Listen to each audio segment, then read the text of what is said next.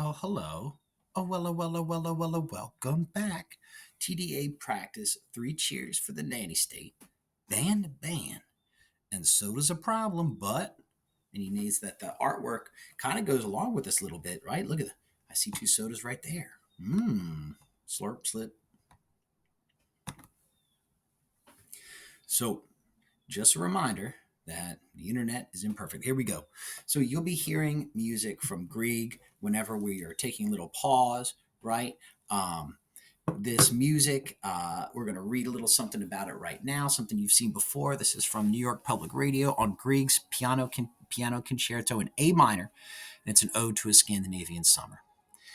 The adagio is where Grieg's talents are really on melancholy and longing without being stayed. The of the second movement again, the lower strings playing in their upper registers. Aching, yearning, the doesn't return into 2 full minutes in. When it does, it's hesitant, as if trying to break out a few before sticking to just one. There's a bit of a between the orchestra and the soloist, but it's slow and easy, like having a long while sitting stretched out on a patch of grass. No doubt there are sparks of and surprise, but I'm in awe of how this portion of the concerto is. Let's break it down. On the left hand side, please change the highlighter and go to yellow, is all of this unit, everything that we're going to read from this unit, all boiled into one word cloud. So words like ideas, argument, evidence, ban, use, people, rights, all of those things are coming up in everything, right? On the right are the three different articles about the New York City soda ban instituted by Mayor Bloomberg at the time. I'd like you to switch to orange and to highlight 4 words that you feel have something to do with this question: when is it right to take a stand? Please take the time to do so now.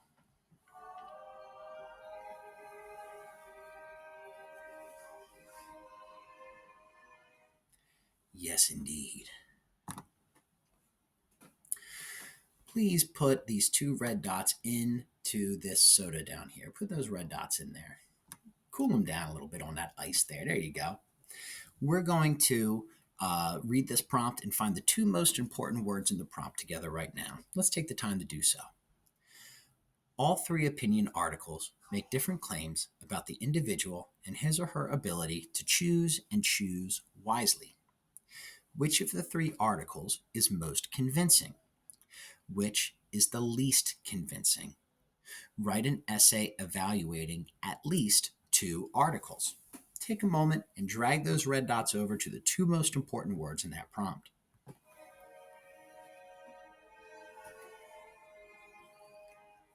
Way to go, champions.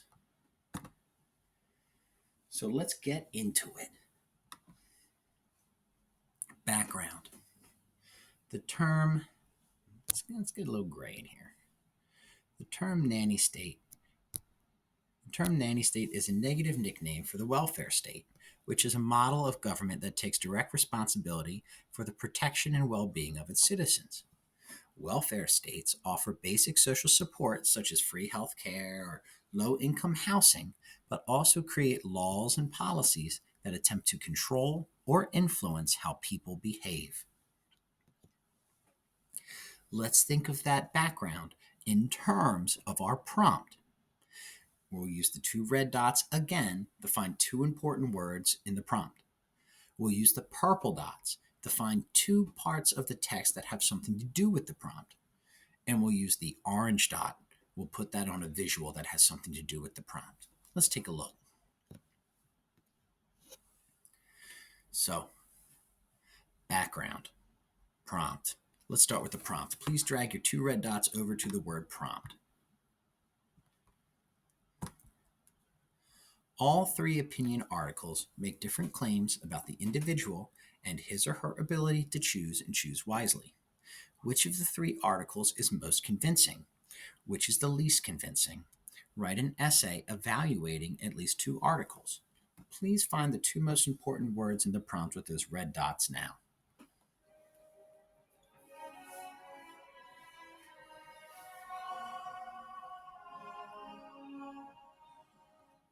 Excellent. Please drag the two purple dots and put them on either side of this word background. All right.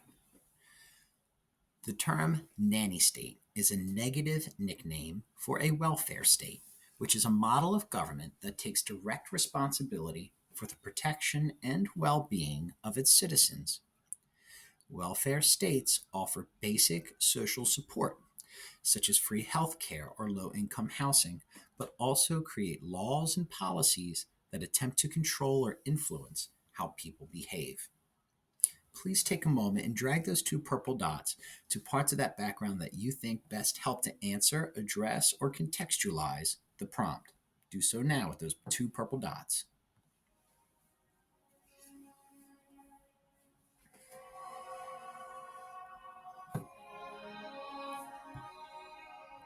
Boom. Finally, you have two little, what looks like to be political cartoons here. All right, a little genre unto itself. Not a great one. And I'd like you to choose a part of one of those two pictures that you feel matches the prompt there to the left well. Take a moment and find that part now with the orange dot.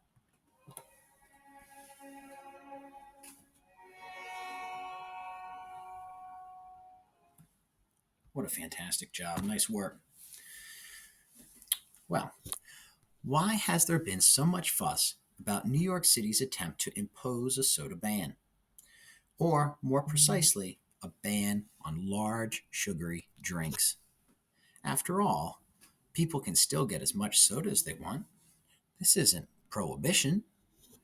It's just that getting it would take slightly more effort. So, why is this such a big deal? Obviously, it's not about soda. It's because such a ban suggests that sometimes we need to be stopped from doing foolish stuff.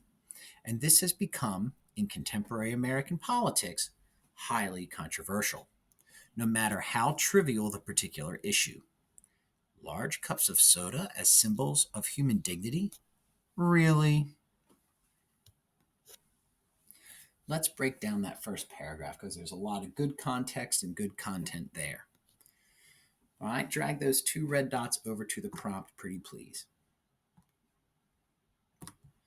Drag the two purple dots next to the W for paragraph 1 and put the other purple dot on the number 2 next to paragraph 2.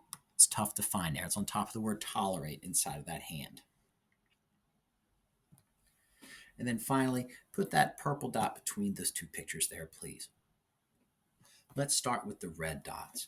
Please find the two most important words in the prompt and put the red dots on top of those.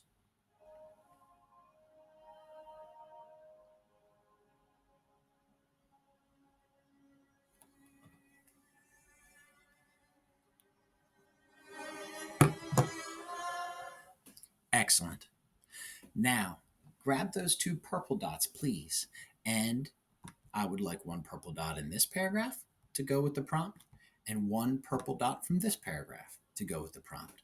Please take the time to place those purple dots on the parts that support or answer or contextualize the prompt. Do so now.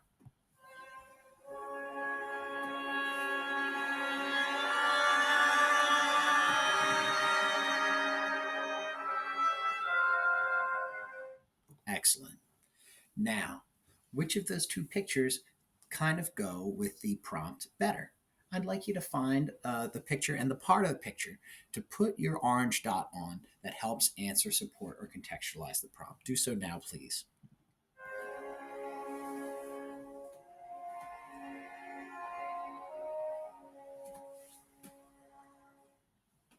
Excellent work, guys. Americans, even those who generally support government intervention in our daily lives, have a reflexive response to being told what to do, and it's not a positive one. It's this common desire to be left alone that prompted the Mississippi legislature earlier this month to pass a ban on bans, a law that forbids municipalities to place local restrictions on food and drink. We have a vision of ourselves as free, rational beings who are totally capable of making all the decisions we need in order to create a good life. Give us complete liberty, and barring natural disasters, we'll end up where we want to be. It's a nice vision, one that makes us feel proud of ourselves, but it's false. John Stuart Mill wrote in 1859 that only justifiable reason for interfering with someone's freedom of action was to prevent harm to others. According to Mill's quote unquote harm principle, we should almost never stop people from behavior that affects only themselves because people know what they themselves want. That almost, though, is important. It's fair to stop us, Mill argued, when we are acting out of ignorance and doing something we'll pretty definitely regret. You can stop someone from crossing a bridge that is broken, he said, because you can be sure no one wants to plummet into the river. Mill just didn't think this would happen very often. Mill was wrong about that, though. A lot of times we have a good idea of where we want to go, but a really terrible idea of how to get there. It's well established by now that we often don't think very clearly when it comes to choosing the best means to attain our ends. We make errors. This has been the object of enormous amount of study over the past few decades. And what has been discovered is that we are all prone to identifiable and predictable miscalculations. Research by psychologists and behavioral economists, including the Nobel Prize winner Daniel Kahneman and his research partner Amos Tversky, identified a number of areas in which we fairly dependably fail. They call such a tendency a cognitive bias, and there are many of them, a lot of ways in which our own minds trip us up. For example, we suffer from an optimism bias. That is, we tend to think that however likely a bad thing is to happen to most people in our situation, it's less likely to happen to us. Not for any particular reason, but because we're irrationally optimistic. Because of our present bias, when we need to take small, easy steps to bring about some future good, we fail to do it. Not because we've decided it's a bad idea, but because we procrastinate. Let's break down that last section. There's a lot going on there. Please drag the two red dots next to the green prompt. Please drag the two purple dots on top of the number 8 for paragraph 8 and on top of the number 9 for paragraph 9. And please place the orange dot next to the word biases. Take a moment, please, and I'd like you to find the two most important words in the prompt.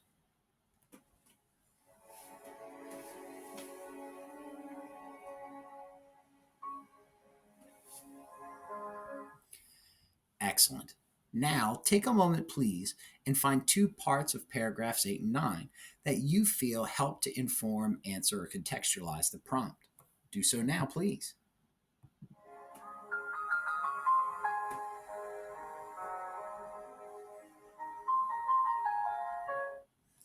Now, take a look at all those different cognitive biases, and that's not all of them, right? Including they did not give us our what was it, the optimism bias or the present bias, from what I can tell, right? But they gave us some of the other ones, like confirmation bias.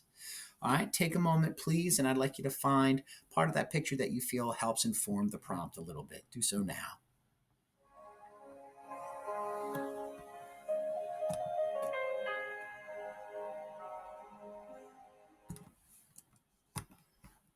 Excellent work. We also suffer from status quo bias, which makes us value what we've already got over alternatives just because we've already got it, which might, of course, make us react badly to new laws, even when they are really an improvement over what we've got and there are more. The crucial point is that in some situations, it's just difficult for us to take in the relevant information and choose accordingly. It's not quite the simple ignorance Mill was talking about, but it turns out that our minds are more complicated than Mill imagined. Like the guy about to step through the hole in the bridge, we need help. Is it always a mistake when someone does something imprudent? When, in this case, a person chooses to chug 32 ounces of soda? No. For some people, that's the right choice. They don't care that much about their health, or they won't drink too many big sodas, or they really just love having a lot of soda at once. But laws have to be sensitive to the needs of the majority. That doesn't mean laws should trample the rights of the minority, but that public benefit is a legitimate concern, even when that may inconvenience some. So, do these laws mean that some people will be kept from doing what they really want to do? Probably. And yes, in many ways, it hurts to be part of a society governed by laws, given that laws aren't designed for each one of us individually. Some of us can drive safely at 90 miles an hour, but we're bound by the laws as the people who can't, because individual speeding laws aren't practical. Giving up a little liberty is something we agree to when we agree to live in a democratic society that is governed by laws.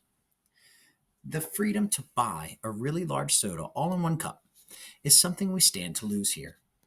For most people, given their desire for health, that results in a net gain. For some people, yes, it's an absolute loss. It's just not much of a loss.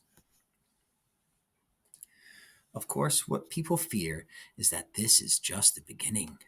Today it's soda, tomorrow it's the guy standing behind you making you eat your broccoli, floss your teeth, and watch PBS NewsHour every day. What this ignores is that successful paternalistic laws are done on the basis of cost benefit analysis. If it's too painful, it's not a good law. Making these analyses is something the government has the resources to do, just as now it sets automobile construction standards while considering both the need for affordability and the desire for safety. Do we care so much about our health that we want to be forced to go to the aerobics every day and give up all meat, sugar, and salt? No. But in this case, it's some extra soda. Banning a law on the grounds that it might lead to worse laws would mean we could have no laws whatsoever. In the old days, we used to blame people for acting imprudently and say that their bad choices were their own fault. They deserve to suffer the consequences. Now we see that these errors aren't a function of bad character, but of our shared cognitive inheritance. The proper reaction is not blame, but an impulse to help one another. And that last one's important enough that I'd like to get it in twice. In the old days, we used to blame people for acting imprudently. This is paragraph 18 again. And say that since their bad choices were their own fault, they deserve to suffer the consequences. Now we see that these errors aren't a function of a bad character, but of our shared cognitive inheritance. The proper reaction is not blame, but an impulse to help one another. That's what the government is supposed to do, help us get where we want to go. It's not always worth it to intervene, but sometimes where the costs are small and the benefit is large, it is. That's why we have prescriptions for medicine. That's why, as irritating as it may initially feel, the soda regulation is a good idea. It's hard to give up the idea of ourselves as completely rational. We feel as if we lose some dignity. That's the way it is. And there's no dignity in clinging to an illusion. Let's think of this in terms of a PSSA test, what they might be able to ask us about what we just read, Three Cheers for the Nanny State. So, first things first, let's read the question twice. What evidence against the author's perspective is provided in Three Cheers for the Nanny State? What evidence against the author's perspective is provided in Three Cheers for the Nanny State? Now we've got to put a box around important stuff. I can do that. Let's leave it in gray. I kind of like that color. What evidence, that seems important. Against seems important. Author's perspective seems important. In Three Cheers for the Nanny State, choose three options. I'm going to put a box around three as well. All right. Some people do not care much about their health. I do have some memory of them saying that, so I can't count that one out. Some people think that drinking soda is unhealthy. Well, I think it's a fact that it's unhealthy. It's simply, and that doesn't seem to be evidence against what they said in Three Cheers for the Nanny State. So I'm going to get rid of B. Some people want more government intervention. That seems to be evidenced for the author's perspective. So I'm going to get rid of that one too.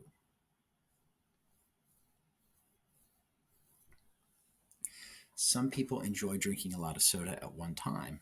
Guilty as charged. I can't quite count out D. Some people can regulate how much soda that they drink. I think that's true too. And some people think that exercise is more important than diet. Some people think that exercise is more important than diet. I don't remember that being in the article. So I'm going to cross that one out as well. Let's take a moment and see if we have our three options. Well, we do have three options left over, right? A, some people do not care about health. D, some people enjoy drinking a lot of soda at one time. And E, some people can regulate how much soda they drink. Please take a moment to make your screen look like Mr. Surface's, please.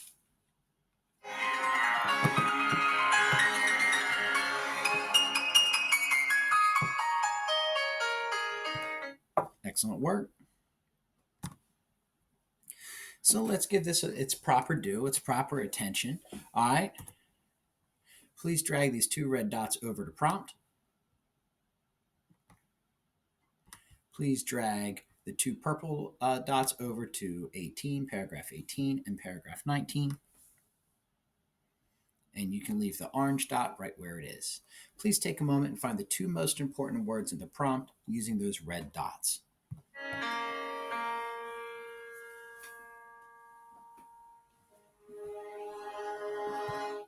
Excellent. Now, please find two places that you feel help answer the prompt in purple using paragraphs 18 and 19 in those two purple dots. Please take the time to do that now.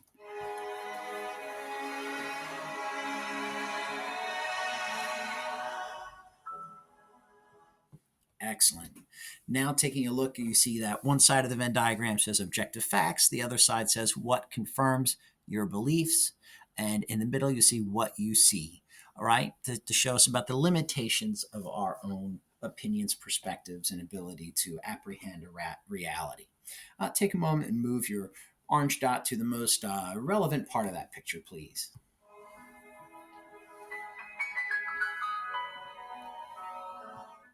Excellent work.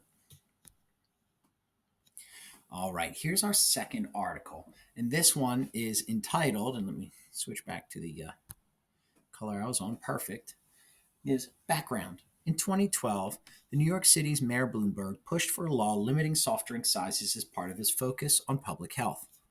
The law won the approval of the city's Board of Health, but industry groups claimed it was illegal because it interfered with consumers' choices. A judge ruled against the law because it excluded certain businesses and did not apply to all beverages. Title, Ban the Ban. Here's our second opinion article about the soda ban, or the soda size ban. When Mayor Bloomberg implemented laws banning smoking in bars, parks, and restaurants, that made sense. Whether or not I agreed, I understood the rationale because other people's health would be inadvertently impacted by the smoke. When he insisted on calorie counts being posted, I think many of us cringed, but again, it made sense. If you want to know how many calories something is before you indulge, it is now spelled out for you. On days when you feel like being especially naughty, you just don't look and order it anyway. That's what life is all about, isn't it? Choices. Informed decisions. I respect being given information that enables me to make an informed decision. What I do not respect is having my civil liberties stripped away. When you take away the option to order a soda over a certain size, you have now removed my options. I no longer have a choice. That is not what this country is all about. I agree wholeheartedly that obesity is an issue that needs to be addressed. It is one that needs to be addressed with education, compassion, and support, not government mandates. If, despite all those efforts, someone chooses to have a sugary drink anyway, that is their choice and their right. If they know all the facts and they do it anyway, that is a personal choice, and it is not the place of our elected officials to intervene. We cannot allow our government to make these kinds of decisions for us. I've said it before, and I will say it again. Once you allow the government to make choices on your behalf, it becomes a very slippery slope. I personally feel that it goes against everything this country stands for. We are a country built on freedom. That includes basic freedoms, like what you're going to drink while watching a movie, and eating what will soon be unbuttered and unsalted popcorn, according to Mayor Bloomberg. Remember the days when New York was a really cool and fun place to live? Me too. Now, a simple thing like going to the movies has even lost its quote unquote flavor. Let's bring this to bear on our prompt. Move those two red dots over to prompt, please. Move your two purple dots with a pretty please underneath the number 3. And if you could please put the orange dot between the two slippery slope graphics down there. Please take a moment and I'd like you to move those two red dots to the two most important words in the prompt as of right now.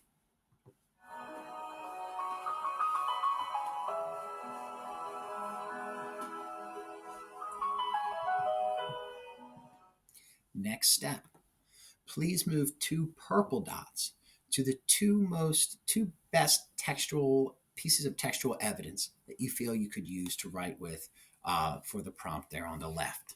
Please take the time to move those two purple dots into the text now.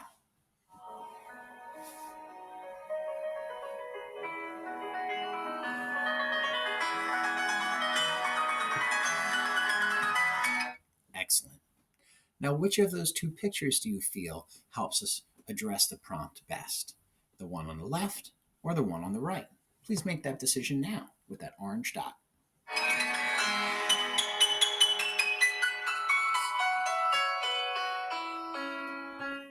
Excellent work. The people of New York, this is paragraph 4, use your cards. The people of New York need to show our mayor that money can't buy him everything. He says he's going to fight back to get this pushed through. Well, it's our responsibility to fight back too. People might think that it's not important because it's just soda and so much more than that. But it's just soda. But it is so much more than that. This soda ban is about freedom and the freedom to make your own decisions about what you do and what you put into your bodies. It started with soda and he has already moved on to salt. What's going to be next? If you're reading this and you're not a New Yorker, don't think that you're not going to be affected. You will. It starts here and it'll spread throughout the nation.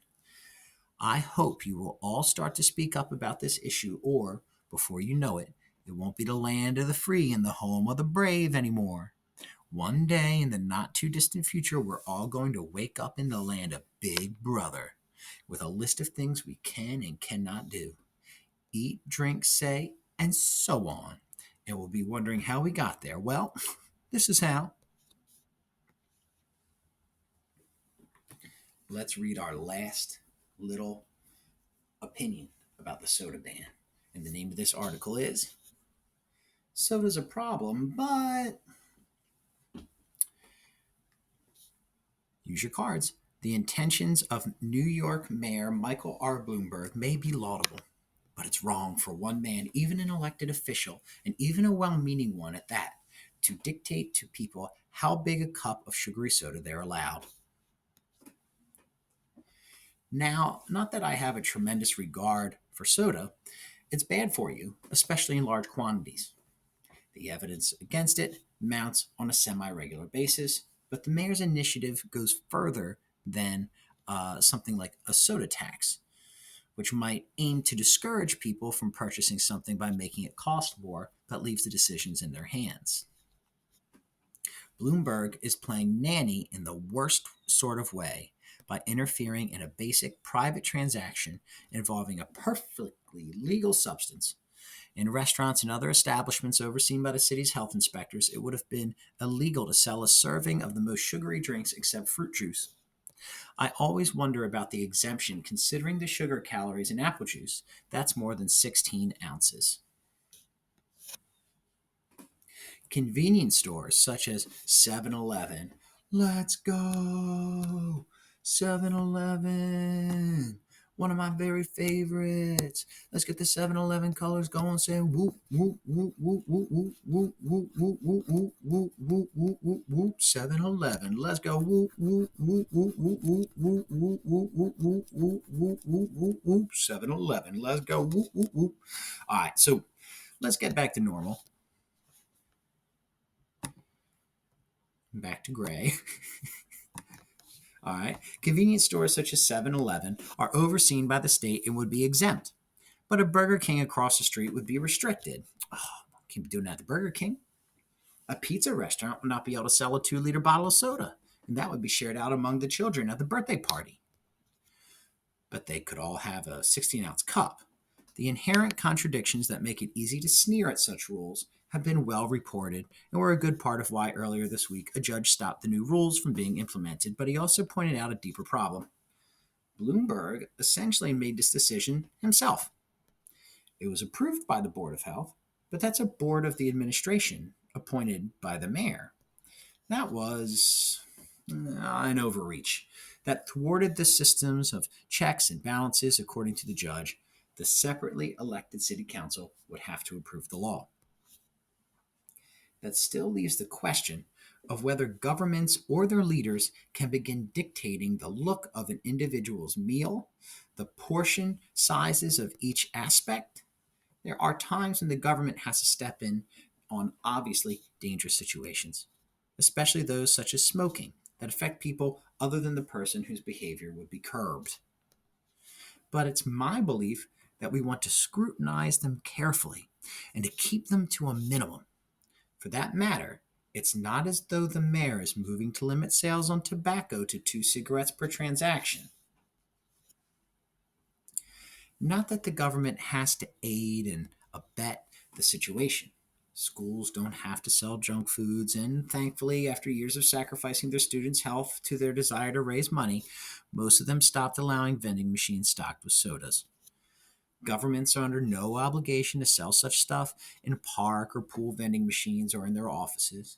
In such cases, government is simply the vendor making a decision about what it wants to sell. I don't buy the argument that people are helpless in the face of sugar and that it's better to have the government rather than the corporations dictate their behaviors. If people are so helpless against soda, the mayor's edict would be even more meaningless because people would simply buy 2 16-ounce cups. But people are not helpless, and it's worrisome to promote a philosophy that infantilizes the individual. The public is simply ill informed, and it takes a while for people to become aware, but they do. It takes a while, and they do, and then they react. Soda consumption, oh, come on, you dots, already is slipping nationwide.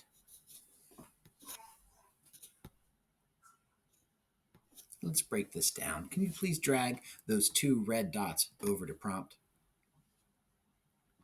You can please drag that other red dot over to the prompt. Put that one purple dot with a pretty please on top of that number 5. Go ahead, and please take that purple dot and put it on top of number 6. Finally, you can leave that orange dot right where it's at. Can you please take a moment and move those 2 red dots to the 2 most important words in the prompt?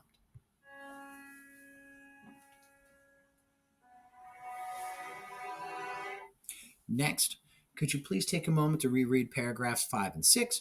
And then I'd like you to move the 2 purple dots to the 2 most important parts of those 2 paragraphs, please.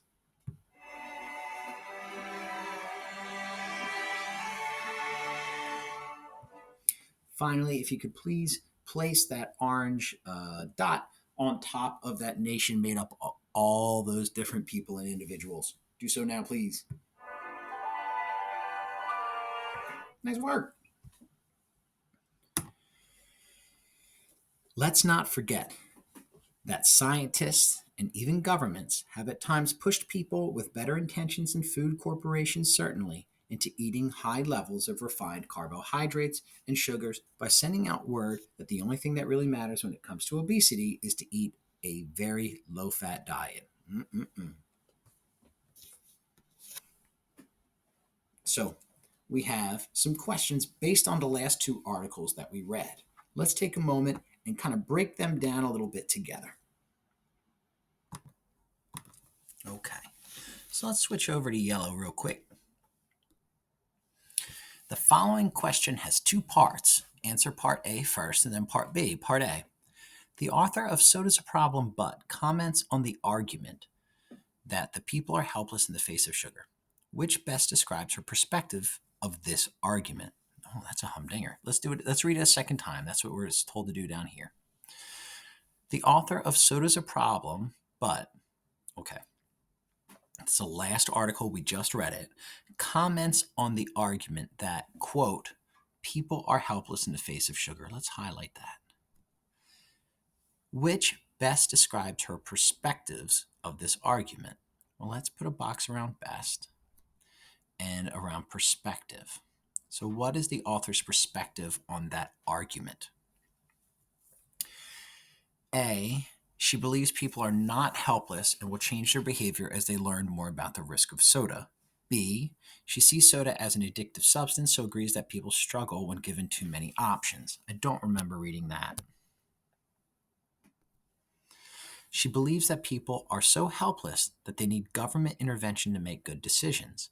I don't remember a characterization like that either. She considers the argument an overstatement, but agrees that sugar is difficult to resist. Well, that seems plausible, right? People are helpless in the face of sugar. I don't remember her addressing it as an overstatement specifically.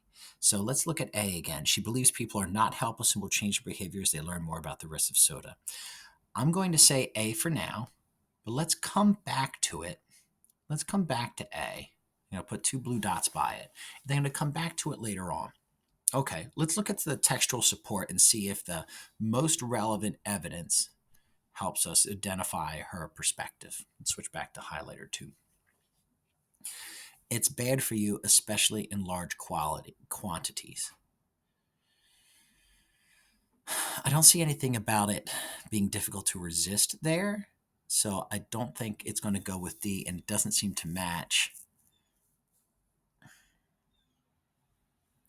It does seem to match A a little bit, so I can't quite get rid of it. B, after years of sacrificing their students' health to the desire to make more money, most schools have stopped allowing vending machines stocked with sodas. Well, money's hard to resist there, not sugar, so it doesn't quite go with D. I don't think B is something that matches A. Oops. That matches A or D.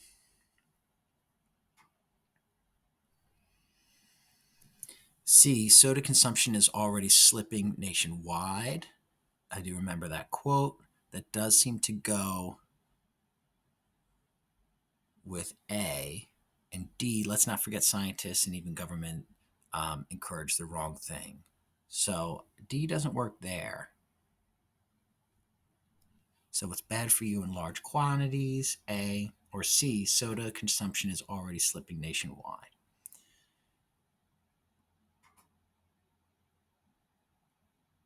So she believes that people are not helpless and will change their behavior as they learn more about risks of soda. Soda's consumption is already slipping nationwide.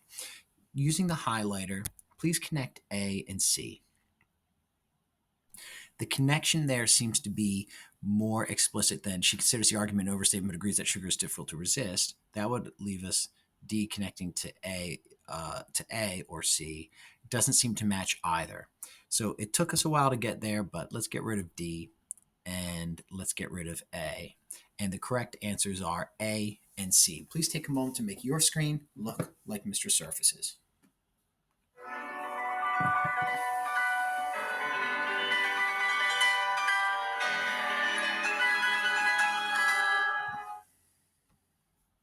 Excellent. So Now that we've read all three articles, we can now address with a little more seriousness and a little more precision the prompt that we have to address.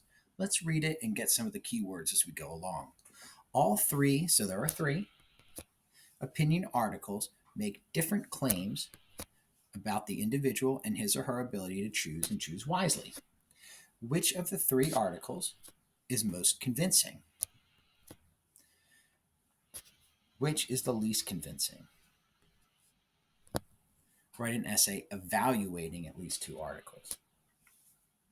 So, what are some words on the right that you think you'll be writing about quite a bit as you evaluate at least two of these three articles? Take the time to highlight at least 5 words on that word cloud over there, please.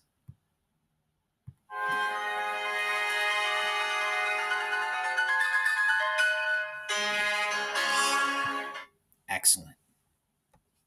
Now, this is one body paragraph. Okay, to be clear, and go to slide 46. This is one body paragraph, meaning that it only focuses on one particular aspect of the prompt. Okay, so it looks like this one focuses on, look at the topic sentence, so does prompt is the most convincing article because of its balanced claim. So it looks like it's starting with that first question, which is which of the three articles is most convincing? Okay, so this is all going to be, and please put a circle around body paragraph 1. This means switch to the color purple, whatever that is. That body paragraph 2 would probably be an extension of this. And body paragraph 3 would take care of the second part, which is the least convincing, right? So we would probably want to put our least at the end. Which article does the most terrible job?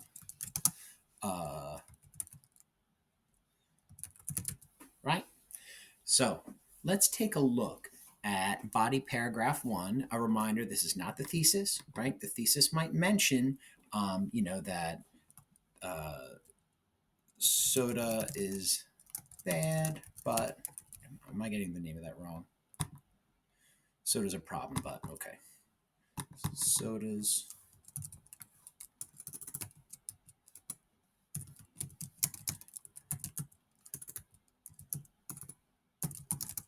but, and then probably praises it for one reason, which is it's balanced. Maybe there's a second, and maybe there'll be a second reason.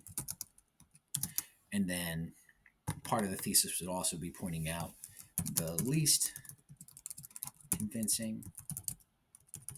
And then your conclusion would just repeat your thesis.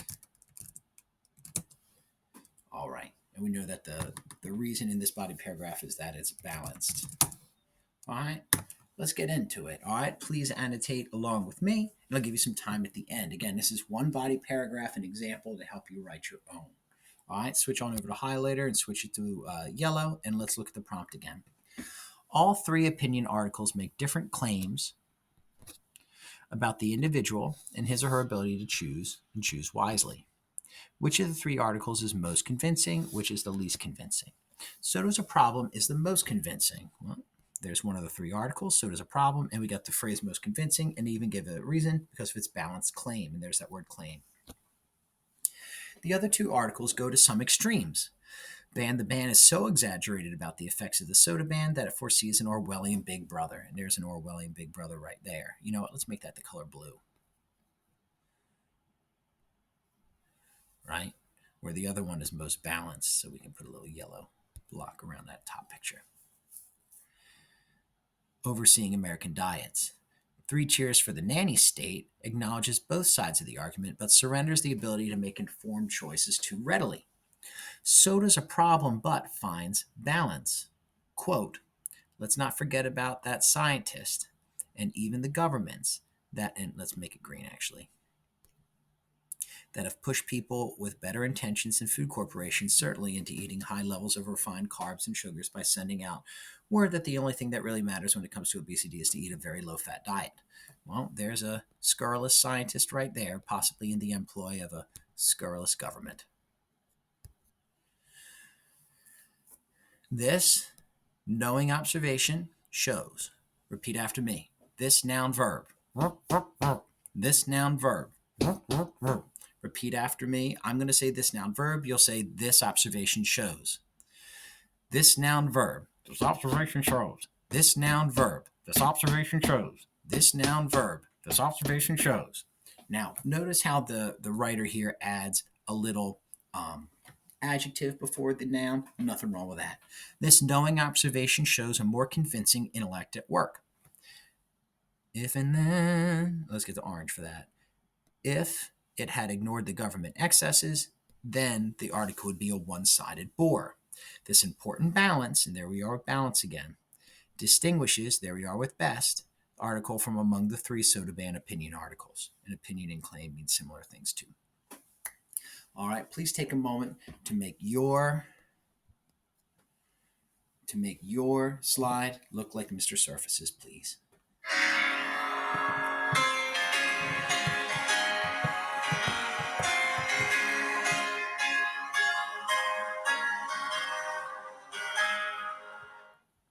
Excellent work. So now you'll be writing your own. Just a reminder, at the end and around the room in little foldables, I'll have the word cloud available that kind of condenses all three into one, and I'll have some highlights in the sample paragraph to help you as well. Good luck, and thank you for your attention.